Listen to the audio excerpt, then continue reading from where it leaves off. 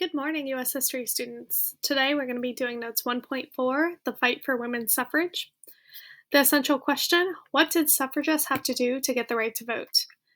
This time period is going to be from 1848 to 1920. And I'm going to go ahead and present now.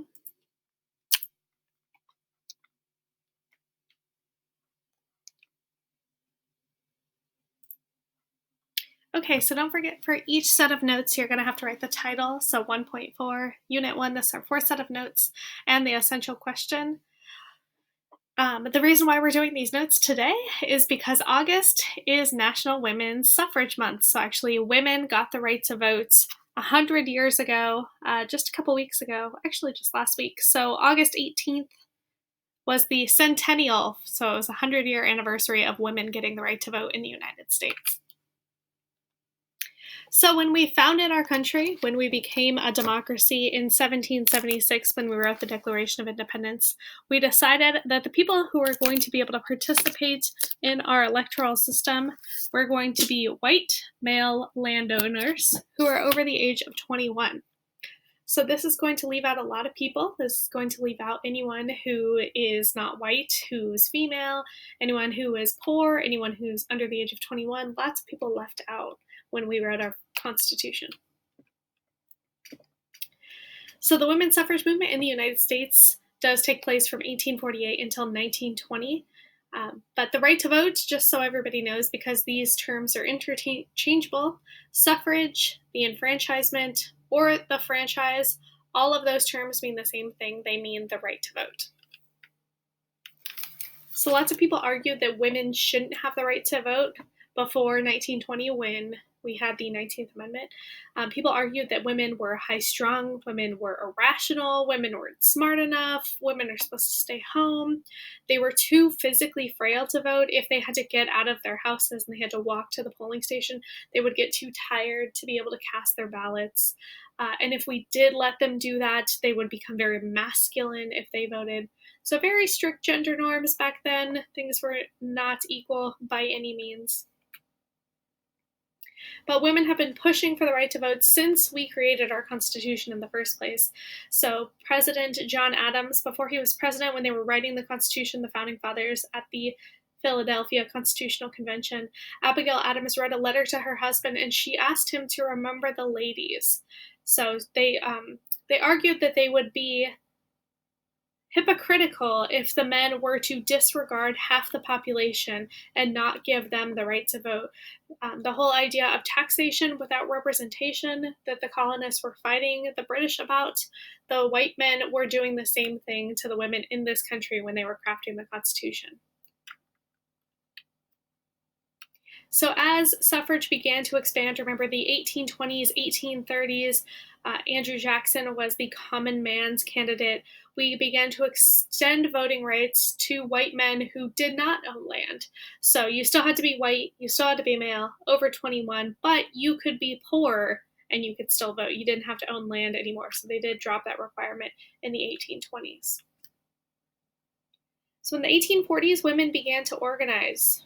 Women could not hold office, they couldn't vote. Married women had almost no rights. You were actually the property of your father until you got married, and then you would become the property of your husband. That's actually why you had your father's last name, and then you switched and took your husband's last name. If you did work a job as a woman, all of your wages, your paycheck went to your father or went to your husband. Your checks were not signed to you. You weren't able to take care of your own funds, your own money. So in 1848, Elizabeth Cady Stanton and Lucretia Mott held the first women's rights convention in Seneca Falls, New York. This was the first time women had gathered in the United States to have a women's rights convention. And at this organization, at this meeting, Elizabeth Cady Stanton delivered the Declaration of Sentiments. This was a speech that was modeled after the Declaration of Independence. So remember, the Declaration of Independence was originally a list of grievances against the British, against the Crown, the things that they were doing to the Americans that the Americans did not see as just. So this was modeled after that. The Declaration of Sentiments said that women were not being treated as equals in this nation. These are just some of the excerpts from that speech. He has compelled her to submit to laws in the formation of which she has had no voice. So remember, taxation without representation. These women were not being allowed to be a part of our democracy. But suffrage wasn't the only thing that was discussed during the Seneca Falls Convention. Remember, this is 1848. This is before the Civil War. So this Seneca Falls Convention, women gathered together and they talked about abolition. So there's a lot of women who were against slavery and they were fighting to end slavery. Some women were arguing that we should have something called temperance, which was the outlaw of alcohol in the United States, which will come up later on, but is not an issue currently in this convention. Of course, they wanted the right to vote, they wanted suffrage, and then they wanted married women's rights as well. They wanted women to be able to own property on their own. They wanted women to be able to get divorced if they no longer wanted to be married to their spouse, women to be able to have income if they were working jobs. So, pretty much that women shouldn't be the property of their husbands. But unfortunately, as we learned, the mid 1800s, the Civil War began in the 1860s, and so a lot of the attention and a lot of the momentum that women had gathered, they started to lose that once the war had begun. So after the Civil War, the 15th Amendment was passed in 1870. This gave the right to vote to all African American men. So this said that the vote shall not be denied based on race, color, or previous condition of servitude. So that means if you were previously an enslaved person.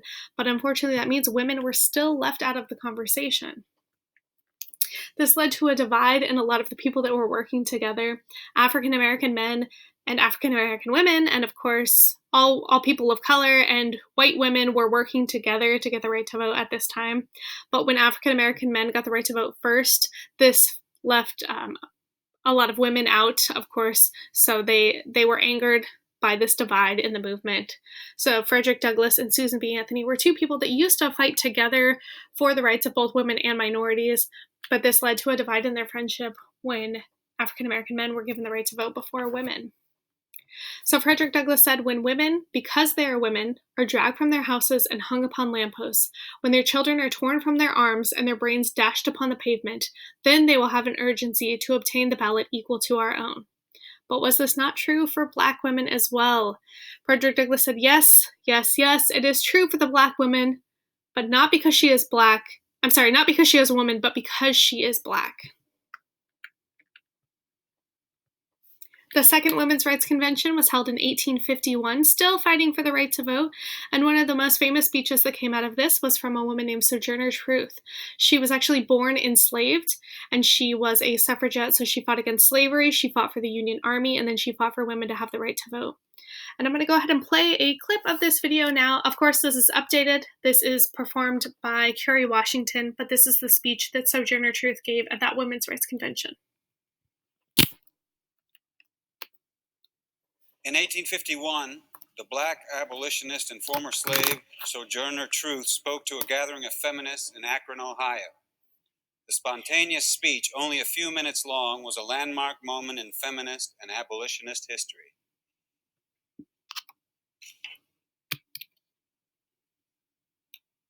Well, children, where there is so much racket, there must be something out of kilter. I think that twixt the Negroes of the South and the women at the North all talking about rights, the white man gonna be in a fix pretty soon. But what's all this here talking about? That man over there says that women need to be helped into carriages, lifted over ditches, and to have the best place everywhere. Nobody ever helps me into carriages or over mud puddles or gives me any best place. And ain't I a woman? Look at me. Look at my arm. I have plowed and planted and gathered into barns, and no man could head me. And ain't I a woman? I could work as much and eat as much as any man when I could get it. And I could bear the lash as well. And ain't I a woman? I have borne 13 children, seen most sold off into slavery. And when I cried out with a mother's grief, none but Jesus heard me. And ain't I a woman? And they talk about this thing in the head. what is it they call it? Oh, that's right, yeah, intellect. That's it, honey. Well, what's that got to do with women's rights and Negroes' rights? If my cup won't hold but a pint and yours holds a quart, wouldn't you be mean not to let me have my little half measure full? That man in the back there, he says women can't have as much rights as men because Christ wasn't a woman. Well, where did your Christ come from? Where did your Christ come from? He came from God and a woman. Man didn't have nothing to do with it.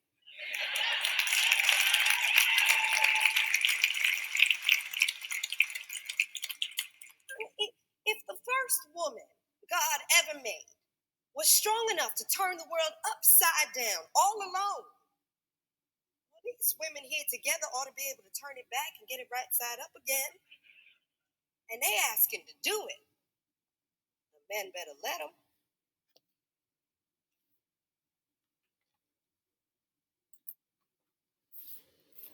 All right, so women's suffrage begins to make gains. We have organizations forming, fighting for women's suffrage, the American Women's Suffrage Association, or ASA. In 1869, the Wyoming Territory at that time became the first place in the United States to grant women the right to vote in 1869. In 1872, just 3 years later, Victoria Woodhull would become the first woman in the United States to run for president. Her vice presidential candidate was Frederick Douglass. She advocated for free love, so she said that women should be able to marry, divorce, and bear children without the government interfering. She unfortunately did not win, and he did not win. Obviously, at the time, we still have yet to have a female president in the United States. But that could change. We'll see. In 1872, Susan B. Anthony was arrested for the crime of trying to vote in an election. She received a $100 ticket and she refused to pay it. So this trial actually gave a lot of coverage, a lot of press, because she's this little old lady who's being arrested for trying to vote. Susan B. Anthony's gravestone is up there at the top. Every election day, women go and they put their "I voted" stickers on her gravestone, just to acknowledge that she did fight for us to have that right to vote. And just last week, on the 18th, President Trump attempted to pardon Susan B. Anthony, but for her quote-unquote crime of voting, but her museum rejected the pardon, so she did not accept the pardon from President Trump, or her museum did not accept the pardon from President Trump. So this is 1875. As you can see, they're making a little progress. We have more states allowing women to have the right to vote. And in 1890, NWSA and the AWSA merged to form NASA, the NAWSA.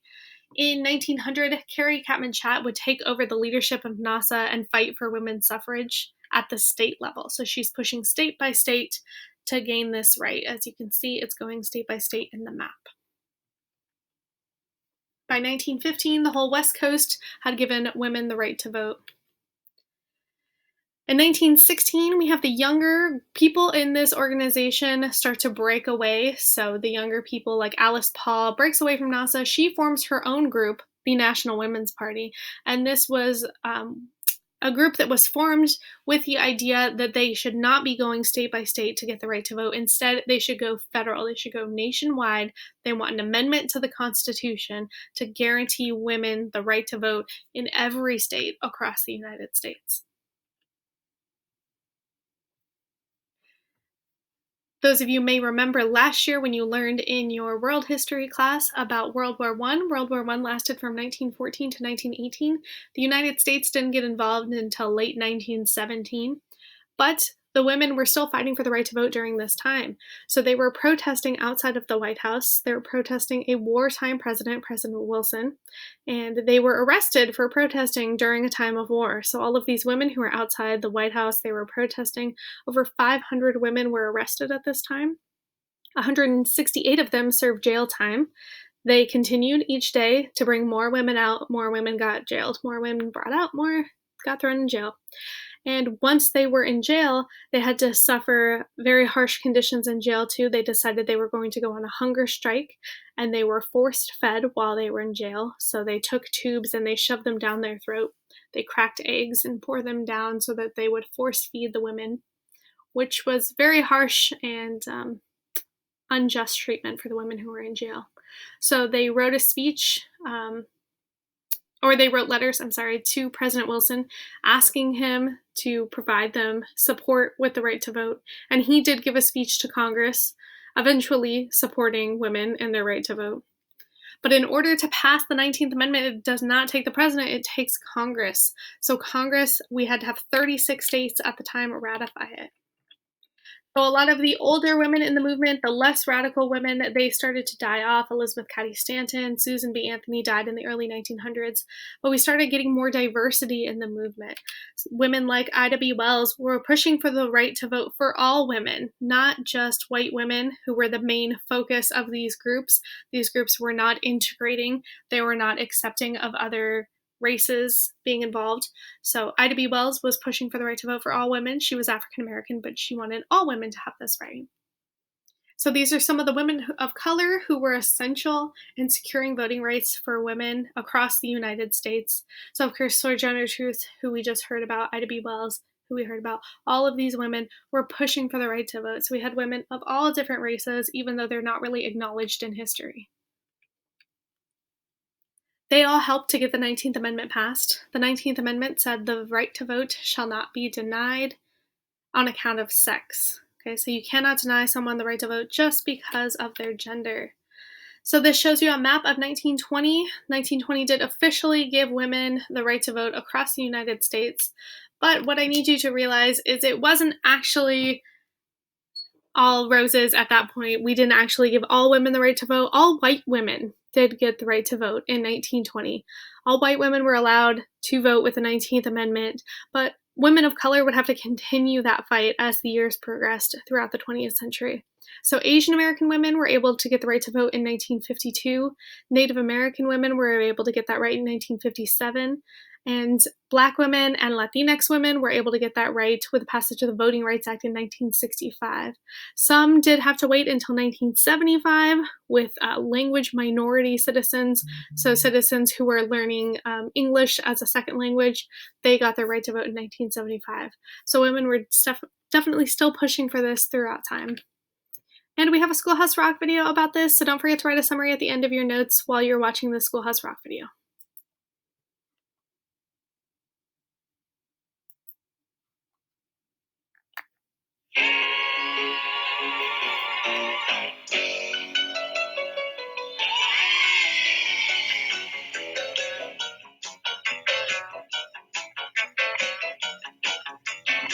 Now you have heard of women's rights and how we tried to reach new heights if we're all created equal. That's us too. Yeah, but you will probably not recall that it's not been too long at all since we even had the right to cast a vote. Well, sure, some men bowed down and called us misses. Yeah. Let us hang the wash out and wash the dishes. But when the time rolled around to elect a president, what did they say, sister? What did they say? They said, see you later, alligator. And don't forget my mashed potatoes, cause I'm going downtown to cast my vote for president. But we were suffering until suffering. Not a woman here could vote no matter what age. Then the 19th Amendment struck down that restrictive rule. And now we pull down on the lever, cast our ballot, and we endeavor to improve our country, state, county, town, and school. Those pilgrim women who braved the boat, they could cook the turkey, but they could not vote. Even Betsy Ross, who showed the flag, was left behind that first election day. What a shame, sister. Then Susan B. Anthony. Yeah. And Julia Howe. Lucretia Mott. They showed us how they carried signs and marched in lines until at long last the law was passed. Oh, we were suffering until suffering. Not a woman he could vote no matter what age. Then the 19th Amendment struck down that restrictive rule.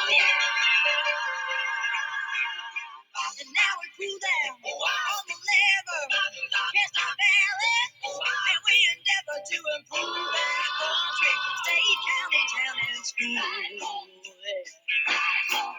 Yes, the 19th Amendment struck down that restrictive rule. Yes, the 19th Amendment struck down that restrictive rule. All right, we got it now. Since 1920, Sisters Unite. Oh.